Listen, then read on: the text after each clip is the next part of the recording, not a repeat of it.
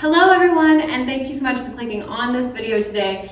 Today I'm going to be doing something similar to what I've done in the past, but a little bit different as well. If you saw my nursery Bible class, I'm going to be doing that again, but for the 4 and 5-year-olds. So I was actually telling my husband today, this is we just started a new quarter in church, and I'm teaching my 5th age group for the year. I've taught almost every single age group this year so far.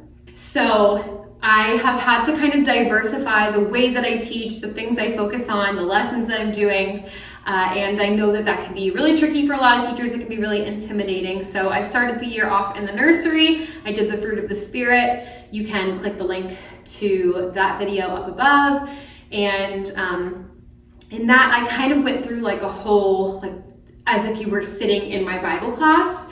And my daughter actually loves watching that. Sometimes when we need a short video to put on, like while I'm doing her hair or something, we let her watch that because, you know, it's basically like an additional Bible class for the week, and she really loves it. So we do that. This is not going to be quite like that. I'm going to kind of go in and out of like my teaching mode because I want to give a lot of commentary on what I'm doing, because you're going to have to change things up much more often when you're in a class of 4 and 5-year-olds as opposed to infants, because infants aren't retaining stuff every week. So teaching them the exact same thing over and over helps them to retain things. Then when I go to 2s and 3s, which is the class I'm teaching this quarter, I'm teaching the same lesson 2 or 3 weeks in a row and then moving on. With this class, I'm doing pretty much different lessons every week, but as you'll see in the video, the quarter we just ended was the last week leading up to the crucifixion of Jesus Christ, so otherwise known as the Passion Week.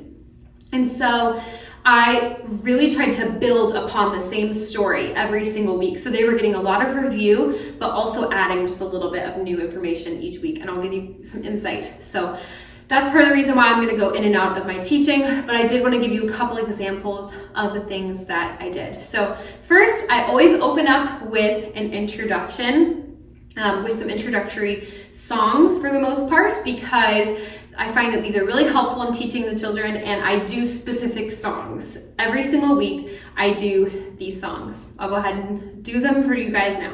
Okay, who can tell me how many books are in the Old Testament of the Bible? Remember, the Bible has 2 main parts: the Old Testament and the New Testament.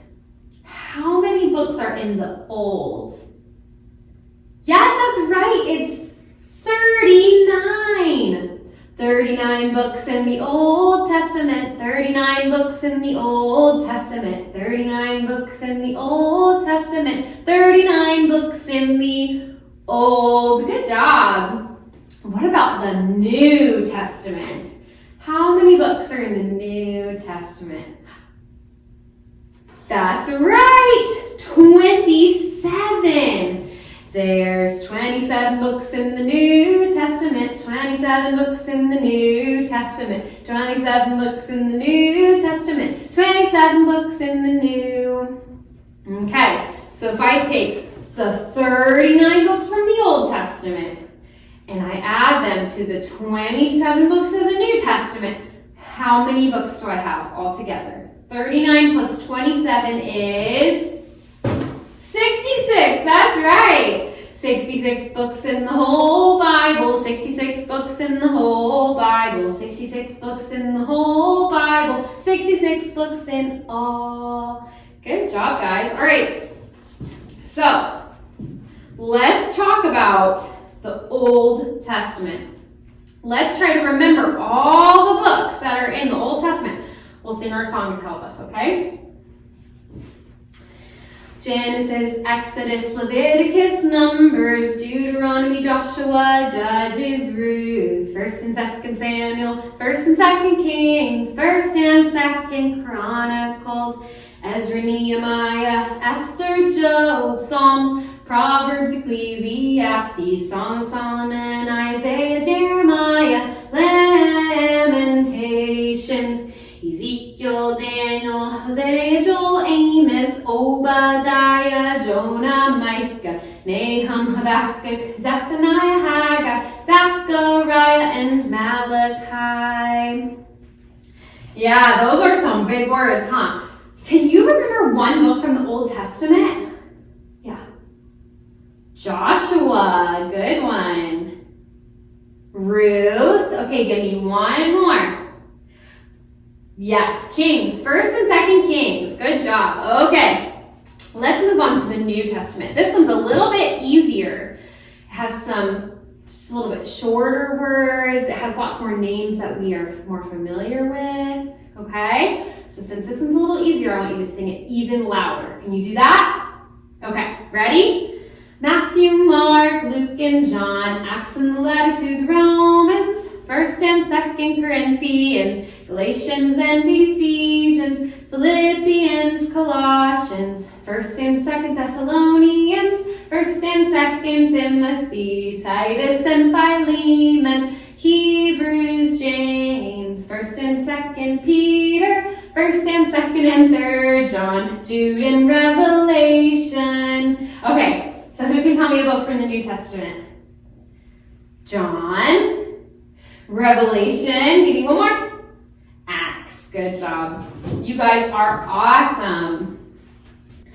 All right, let's go ahead and sing our 12 Apostles song. So the 12 Apostles were the men that walked around with Jesus while he was teaching and doing miracles in his 3 years on earth during his ministry. Okay, so 3 years he was teaching and doing miracles from when he was baptized to his crucifixion, right? 3 years. These are the 12 men that were with him all the time and saw all the things that he did. Okay, listen really closely because I'm going to ask you what their names are afterwards, okay? All right, ready? Jesus called them one by one, Peter, Andrew, James, and John. Next came Philip, Thomas too, Matthew and Bartholomew, James the one they called the less, Simon also Thaddeus, the 12th apostle Judas made, Jesus was by him betrayed. Yes, Jesus called them, yes, Jesus called them, yes, Jesus called them, and they all followed him. All right, you guys know what I'm going to ask. What are their names? Thomas, that's right. Peter and Judas. Good job, guys. You are awesome listeners today, remembering all kinds of things. Good job. Okay, let's do the days of creation next, okay? Ready? Day one, God made light when there was none. Day one, God made light when there was none. Day two, God made clouds and sky so blue. Day two, God made clouds and sky so blue. Day three, God made flowers, grass, and trees. Day three, God made flowers, grass, and trees. Day four, sun and moon and stars galore. Day four, sun and moon and stars galore. Day five, God made birds and fish alive. Day five, God made birds and fish alive. Day six, God made animals and man exist. Day six, God made animals and man exist. Day seven, God rested up in heaven. Day seven, God rested up in heaven. Nice job. All right, we'll do one more song before we start our lesson today, okay, guys? All right, so I need 3, let's do 2. 2 friends, tell me your favorite fruit. Strawberry, banana. Perfect, okay, ready? We're gonna do this one fast. Can you guys do it fast? Okay, let me see how fast you can do it. Ready?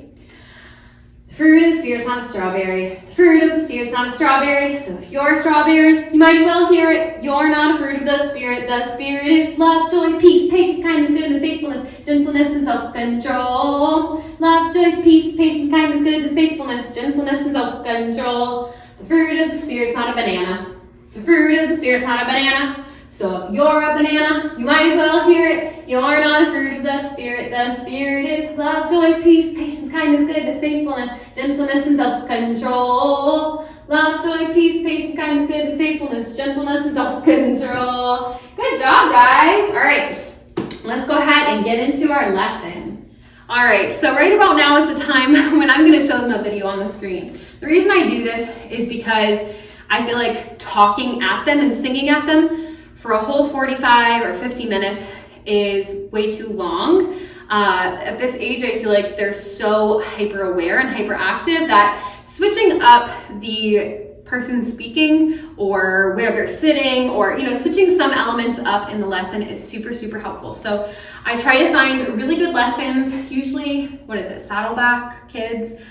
I don't remember. There's some YouTube channel on here that's really, really good, that gives good solid lessons, and they have a whole wide variety. So I just pick whichever one aligns. It's not always the same creators. A lot of times it's a hodgepodge over the course of the quarter. But so I'm going to turn them to the TV. They're going to watch like a 3-minute video. It's usually less than that. And then afterwards, I will ask them questions and I will reinforce what the lesson is saying. So at this point, rather than go ahead and pretend like I'm teaching children, I'm just gonna go ahead and show you what I would do now at this time. So of course, I watched the video ahead of time. I know what it's saying, and I know what point I want to draw out from the lesson. So these are actually, I think, in reverse order from how I did them. But like I said, we did the Passion Week. So I choose a letter.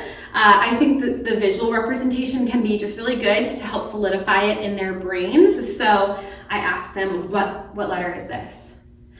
Letter R. Right, good job. And this says, risen and rejoice. Let's think about that. Jesus is risen. And who can rejoice? That's right, we can rejoice. We rejoice because Jesus arose from the dead. So that's our letter today, letter R. Okay? Because Jesus is risen, we rejoice. And then at this time, I'm going to reiterate some more of the finer points of the lesson. And then I'm going to repeatedly ask them, what letter is this? Letter R. Okay, so when your parents ask you what you learned about Bible class today, you're going to tell them what? Risen and rejoice. Good job. Who was it that arose? Jesus. And who rejoices? Not Jesus. Us. That's right. We rejoice. So our letter today is letter R. I'm just going to reiterate this a few times throughout the lesson because otherwise, if you just say it once, they're going to miss it. But if you say it 5 or 6 times, they may hang on to it. Some other ones that I did. Love. I think this was for the crucifixion week. And so we kind of talked more about like the love of Christ, and that's why he died for us. Because at this age, you're not really just going to be like death, dying, I did sacrifice for our sins. So we did that one. And then, they're all mixed up. Okay. So this one was a double one, prophet, priest, and king. And that's the one that I'm actually going to focus on for the rest of the examples. I'm going to put that one aside. Donkey, these ones went together. Jerusalem and donkey were for the triumphal entrance or entry. Faith and fruit. And I wish I would have also done fig for this one, because this was the parable of the parable of the fig tree. So faith, fruit, and figs. Generous giver. This was the woman with 2 mites. Body and blood. This was the implementation of the Lord's Supper. And so I even kind of talked to them about, when we take the bread and we drink the juice, we're remembering Jesus, and we have to concentrate on the sacrifice that Jesus gave for us. And so I asked the children, I'm like, what can you do while your parents are taking the bread and the juice? What is the best way for you to be helpful so they can think about Jesus? Yeah, it's to be quiet. It's to be quiet. Don't talk to them. Let them focus about Jesus, okay? So today, when they take the bread and the juice, what are you going to do? That's right, you're going to sit very quietly so that they can think, okay? And so remember, you just want to make it relevant to the 4 or 5-year-old. Teach them what they need to know. You don't really need to know right now what is happening during the Lord's Supper. I mean, it doesn't hurt to tell them. It's just not that relevant to them because it will probably be years before they are a member of the church who is going to be taking the Lord's Supper. Pray, I believe this one was in the Garden of Gethsemane. So, and that's all of them. So, I asked in the letter, we talk about the words, we talk about the lesson, and you just repetition. So I brought one of my examples of what I did. So prophet, priest, and king. The reason I wrote prophet, priest, and king was because we were talking about when Jesus was anointed at Bethany. And so I talked about how that was super important for 2 reasons. One, because his body was being prepared for his burial, because they would always, anoint the body with sweet perfumes and things like that. And so his body was being prepared for burial, but also because the only people in the Old Testament who were anointed were prophets, priests, and kings. And you know who's the only person to ever live who is a prophet, a priest, and a king? Jesus Christ. He's the only one. It's a super, super big deal. He's a prophet, priest, and king. So he didn't just get anointed because he's a prophet. He didn't just get anointed because he's a priest. And he didn't just get anointed because he's a king. He got anointed because he's prophet, priest, and king. We're going to practice anointing. So what I did with the kids is I got a baby doll because I just needed something plastic that could easily get wet. And this is what I had, so why not just use what you have? You don't have to buy fancy materials all the time. Like those visuals I made, the board for the books of the Bible I made, and then this was like an old moisturizer I had. So I try to be resourceful because, when you're doing this for 13 weeks straight, or, and then multiple quarters in a row, it can get kind of expensive. So I just, I try to use what I have. So I had them all hold the baby, and I had a towel as well so that they didn't make a big mess. And I showed them how to squeeze it to get the water. And then I had them anoint the head and the feet because that's how Jesus was anointed.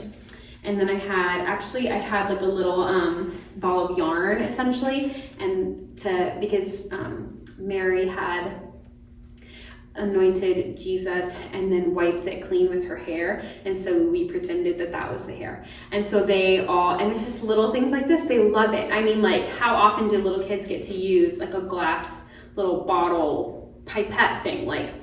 I remember being in high school and being like, oh cool, we get to use the pipettes today.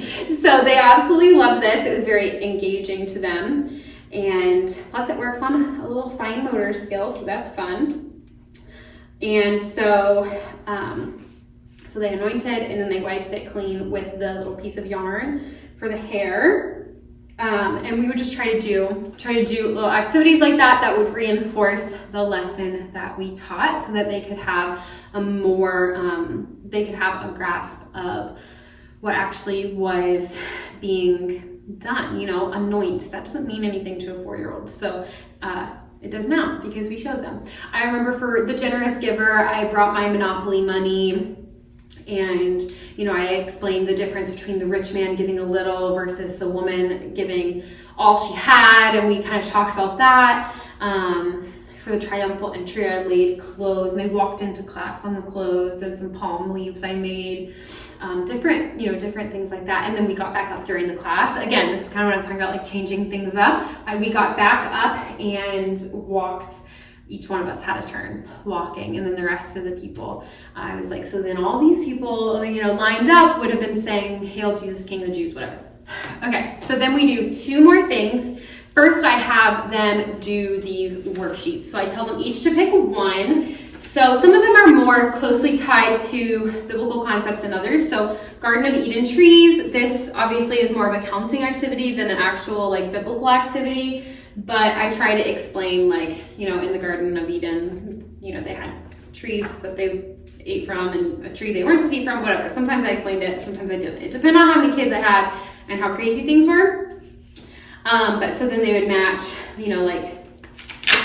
2 apples, I would take them all off and then give them the worksheet. So they had to do those. This one is the full armor of God. And I know that this is kind of advanced because they like can't read this, but this was something we had just covered in VBS right before we started the quarters. So actually they all really knew this stuff. So that was really good. And then fruit of the spirit match. Again, like the fruit of the spirit's written on there, but they can't really read them. So it's more just like, can you match a strawberry to a strawberry?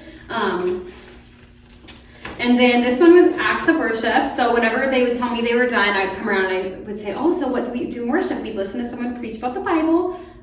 And then they would have to say, oh, we pray to God. Or they would say pray, and I'd say pray to who? And they would say to God. Yes. And then I'd say, oh, this is the bread and the juice. What is that? And they would say, oh, that's when we, take communion during church. And I said, yes. And what about these music notes? What does that mean? Oh, that's when we sing. Who are we singing to? To God. That's right, we do, whatever. Days of creation match. So I would sing back through the creation song. If they got some of them wrong, I would say, oh, let's think about it. Day 3. Day 3, God made flowers, grass, and trees. And then they would be like, oh, okay. And then they would put it on the tree. So, and then also if you look at this one closely, I don't know if you guys can see it very well, but like the number 5 has birds and fish on it. And then there's birds and fish. So oftentimes the kids wouldn't even look closely at that detail, but I did, like that there's kind of that guide as well to make it a little bit easier. So I would have them do these, and then that wasn't even all of them. I had numbers up to 9, I think. On a different sheet, and something else. I have a few different of these types of worksheets. I made all of these, and some of them I stole material off the internet, so I'm actually working on making some of my own so that I can share them with you guys, and I can share them with other people at my church. So that is one thing that I'm really working on, but these ones I just made kind of quickly because I wanted something like this quickly. So I did that. The kids love doing these, and if they do it, they get an extra piece of candy at the end of class. So I give them 1 just for coming, and then I give them 2 if they do a worksheet.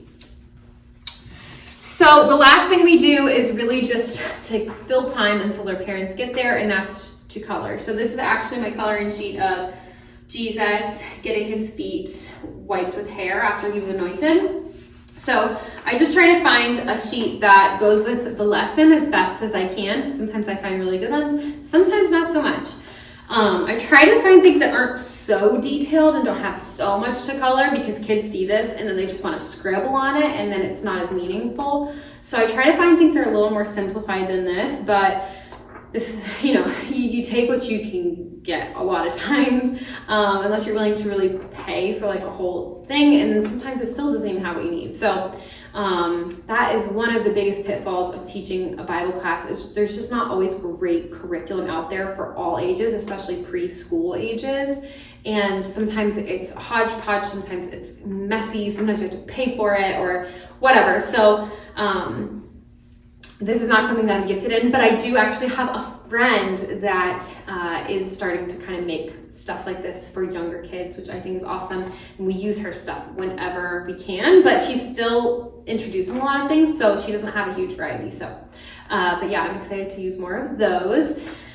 But yes, and so the other thing this does, other than fill time, is I talk about it a little bit. So this is like at the very end, right before they leave. So they've had a break from, they've done an activity, they've done a worksheet that had nothing to do with the lesson. And so now I'm like, what is this picture? Oh, it looks like a girl. Do you remember her name that we talked about? Mary?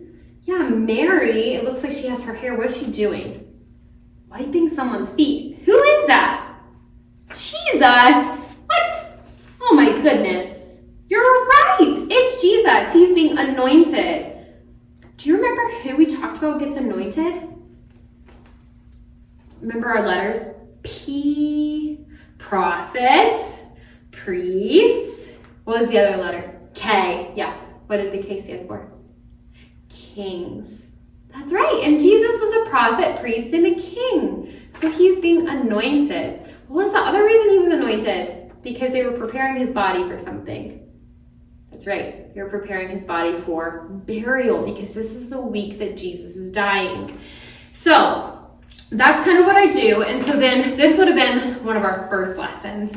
And then as we went throughout the week, sometimes I would show them the visuals from previous weeks, or sometimes I would just kind of tell them the story. So we've seen Jesus do this, and we've seen Jesus do that.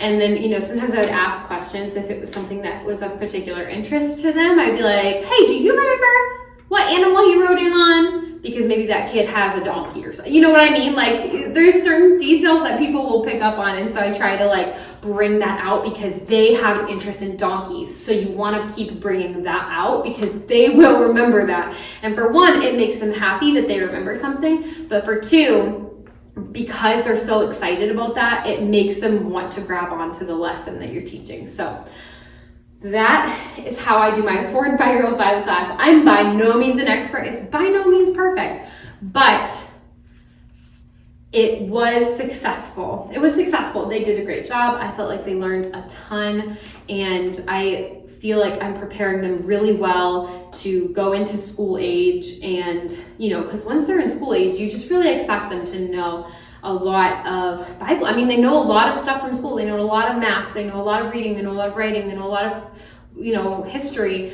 So they can know a lot of Bible at that age. And so I try to give them really great foundational blocks here in the 4 and 5-year-old class. So I hope this was helpful to you guys. I hope, maybe you learned a new song you can teach in your class. Maybe you kind of thought of a new way of doing something. And, be on the lookout for hopefully one day when I make my own materials or, have a resource where I can link a lot of other talented people's materials as well. So that's really all I have for you guys. But I hope it was super helpful, and I appreciate you guys watching and being invested in the Church of Tomorrow, being invested in your children, and being invested in our Father's business and the work of His kingdom. So I love you guys. Thank you so much for everything you do, and I will see you guys in the next video. Bye.